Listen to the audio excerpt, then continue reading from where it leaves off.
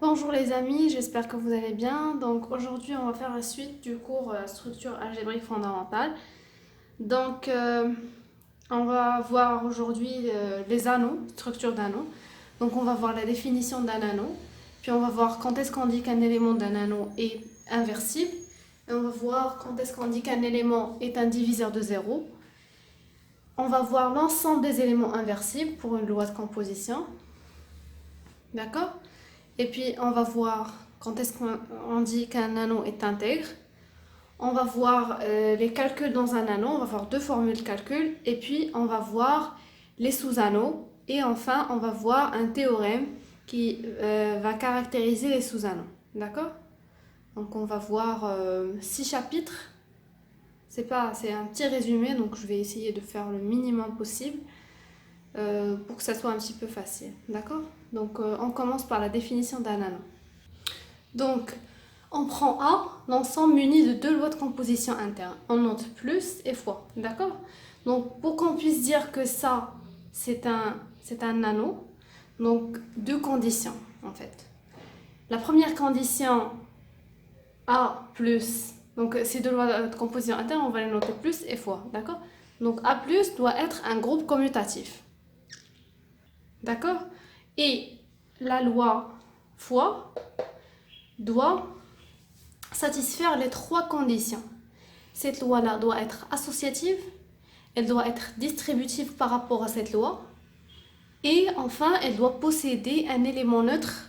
On va le noter 1A, d'accord? La notation de l'élément neutre de la multiplication, d'accord? Donc, pour l'élément neutre de cette loi-là, on va le noter 0A, d'accord? Donc, on va voir c'est quoi, on a vu dans la première vidéo, en fait, c'est quoi associative et possède un élément neutre. Donc maintenant, je vais vous montrer c'est quoi distributif par rapport à plus. Donc, on va prendre en général deux lois. Donc, on va les noter ça, étoile et ça, d'accord? Donc, quand est-ce qu'on dit que cette loi-là, elle est distributive par rapport à celle-là? Donc, quand elle vérifie la condition suivante, d'accord? Donc, on a x étoile, y, cette notation z, vérifie ça. Et ça, deux conditions. Pour qu'on puisse dire que loi est distributive par rapport à l'autre loi, d'accord? Donc, on va revenir à notre définition. Donc, on a dit pour qu'on puisse dire que... Donc, on a deux conditions pour qu'on puisse dire que ça, c'est un anneau. Donc, A plus doit être un groupe commutatif. Et cette loi-là, la deuxième loi, doit être associative, distributive par rapport à la première loi et possède un élément neutre. D'accord? Et en plus, quand est-ce qu'on dit que ça, c'est un anneau commutatif? Quand cette loi-là, elle est commutative, la deuxième loi. D'accord?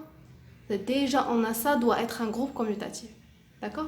Mais en plus, si on a cette loi-là, elle est commutative, donc celui-là est appelé un anneau commutatif. Donc, on passe à la deuxième définition. Donc, quand est-ce qu'on dit, on va prendre celui-là est un anneau, d'accord? Et on va prendre A, un élément de l'ensemble A, d'accord? Donc, quand est-ce qu'on dit que A est inversible? Si il possède un symétrique par rapport à la deuxième loi. D'accord? Donc c'est ça la définition. Donc on dit que A est inversible s'il possède un symétrique par rapport à la deuxième loi. D'accord? Et on va voir la deuxième définition. On a vu inversible. Maintenant on va voir quand est-ce qu'on dit que A est un diviseur de 0. D'accord? Donc quand est-ce qu'on dit que A est un diviseur de 0? Quand tout d'abord, il faut vraiment faire attention à cette condition, A doit être différent de l'élément neutre. D'accord? En plus, il existe un élément B qui est aussi différent de 0, tel que A fois B est égal à l'élément neutre 0. D'accord? Donc on dit que A est un diviseur de 0. D'accord? Donc on va voir, c'est quoi cette notation-là? C'est quoi cette notation? Cette notation désigne l'ensemble des éléments inversibles de A. On a vu la définition de l'élément inversible. On dit que A est inversible s'il possède un symétrique dans A. D'accord? Donc ça, c'est l'ensemble des éléments inversibles, d'accord? De A, d'accord? Donc on a la propriété suivante. Cet ensemble-là, muni de cette loi, est un groupe. D'accord? Donc voilà. Donc on a une autre définition avant de passer au calcul dans un anneau. Donc on a la définition anneau intègre. C'est quoi un anneau intègre? Quand il est non réduit à, c'est-à-dire qu'il est différent de cet ensemble, on dit qu'il est intègre si il ne contient pas de diviseur de 0. Donc on a vu la définition des diviseurs de 0. Donc on dit qu'il est intègre si il n'a pas de diviseur de 0.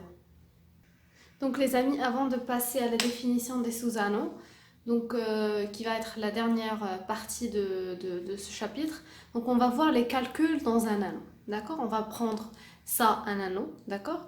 Et A et B, deux éléments de A, d'accord? Et A et B doivent forcément satisfaire la condition suivante.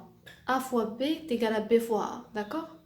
Parce que ce n'est pas la multiplication normale, on est dans un cours des lois de composition interne, on va voir les lois, d'accord, d'une manière générale. Donc, on doit forcément avoir, par exemple dans les exercices, on va essayer tout d'abord de voir si cette condition est satisfaite avant de travailler avec ces formules. Parce qu'il y a des exercices qui sont des exercices pièges, donc généralement, beaucoup de personnes tombent dans la faute d'utiliser ces formules avant de vérifier ça, d'accord? Parce que c'est pas quelque chose qui est toujours satisfait, d'accord? Donc A fois B doit être égal à B fois A, alors quel que soit n appartient à n. Donc essayez d'écrire ces formules-là. Donc on a la première formule, c'est A à la puissance n plus 1 moins B à la puissance n plus 1.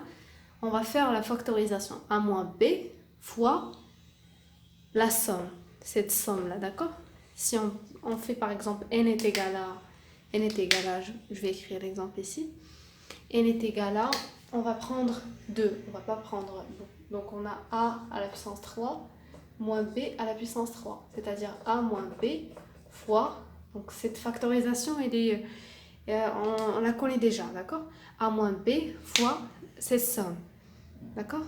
Donc la somme, on a pris n est égal à 3, donc la somme 3, 4 égale à 0, ça, donc A à la puissance 3 moins K fois B à la puissance K.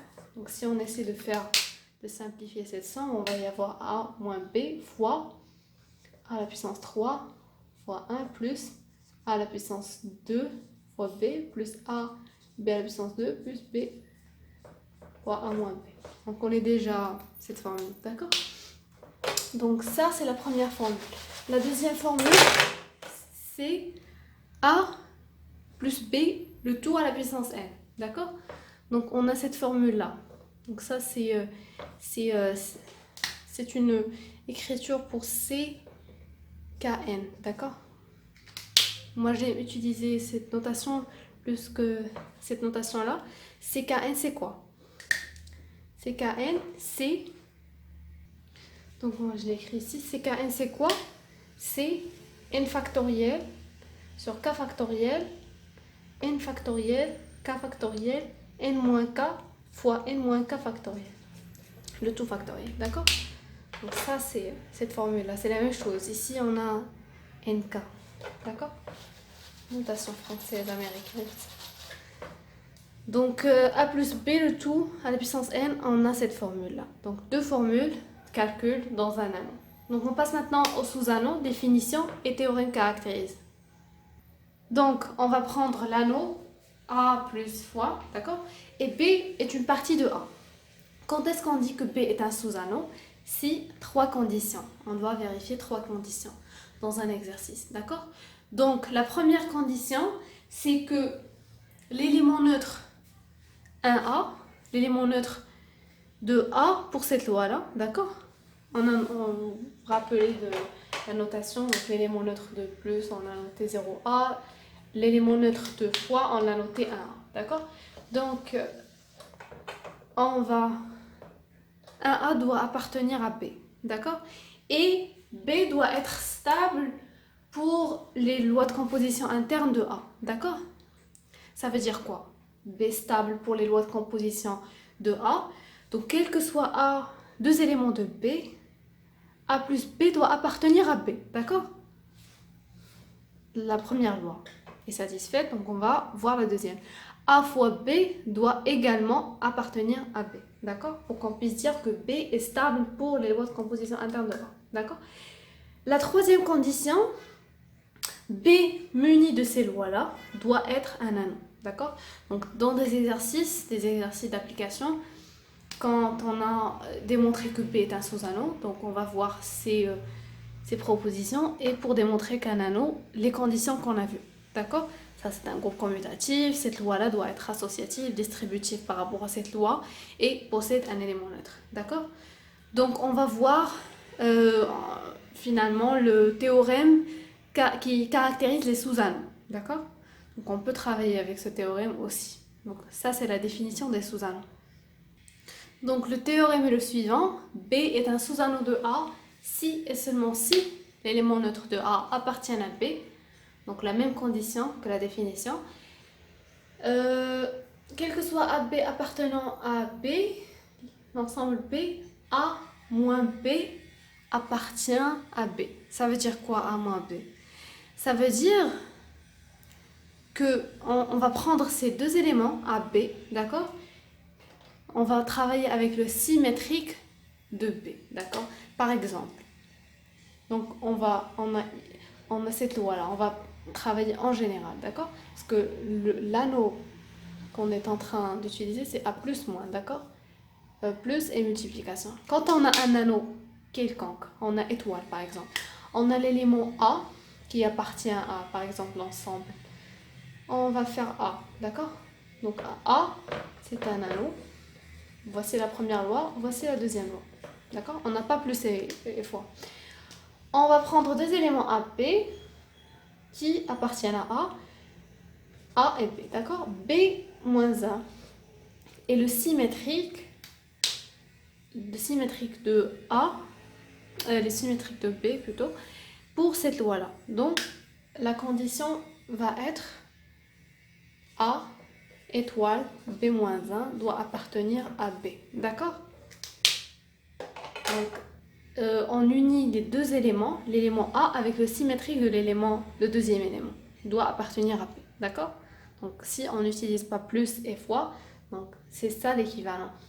Pour le fois, c'est juste les deux éléments unis par la deuxième loi doivent appartenir à l'ensemble B. D'accord? Donc, voilà. Donc, ça, c'est le théorème. Donc, trois conditions. A moins B doit appartenir à B et A fois B doit appartenir à B. Donc, bon courage.